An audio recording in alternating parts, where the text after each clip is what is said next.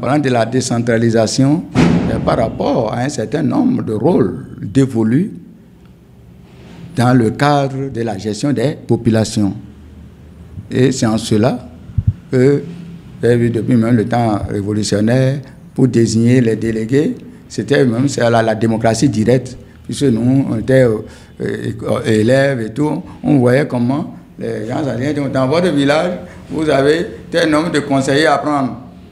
Et bon, les gens sont là, et debout, et venez, et vous alliez derrière le candidat de votre choix. C'est ce qu'on appelle la démocratie directe, c'est ça. Progressivement, on en est arrivé avec la décentralisation pour instituer donc, des élections, que ce soit les populations elles-mêmes qui choisissent, qui élisent ceux qui doivent les diriger. S'ils ont mal choisi, enfin si les populations ont mal choisi, on peut s'en prendre en cœur pour dire que c'est l'État. Puis les sous-préfets étaient nommés. Donc ça n'engageait pas réellement les populations.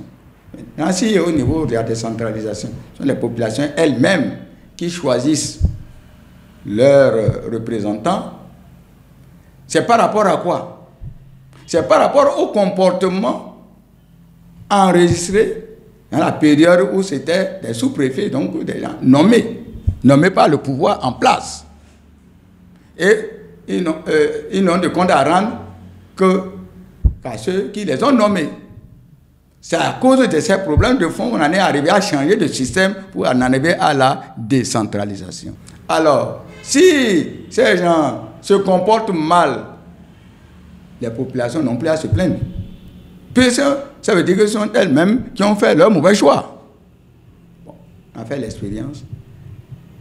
Est-ce qu'il y a eu un bilan? Parce que chaque année, il y a quand même un bilan que les gens font.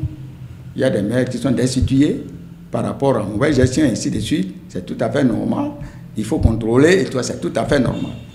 Bon.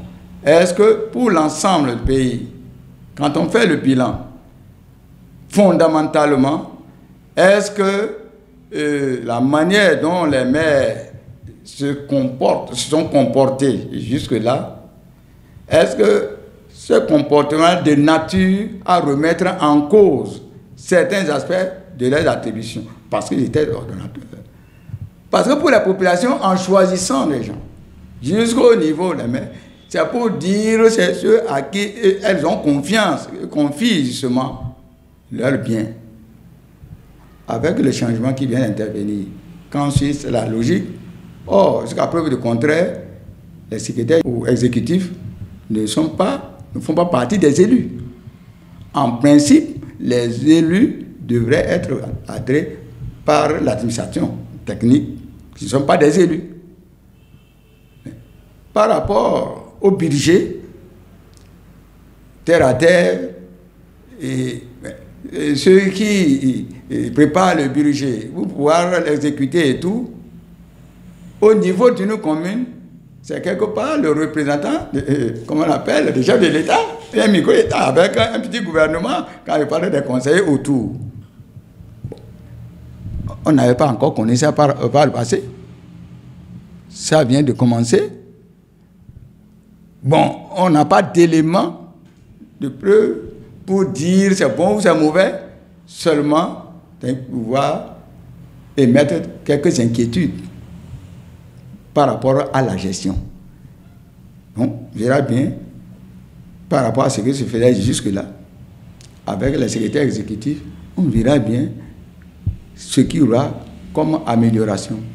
Parce que, qu'on le veuille ou pas, lorsque quelqu'un a été nommé, vous comprenez, ce sont des humains, ils se sentent redevables car ceux-là, franchement, c'est la crainte, ça.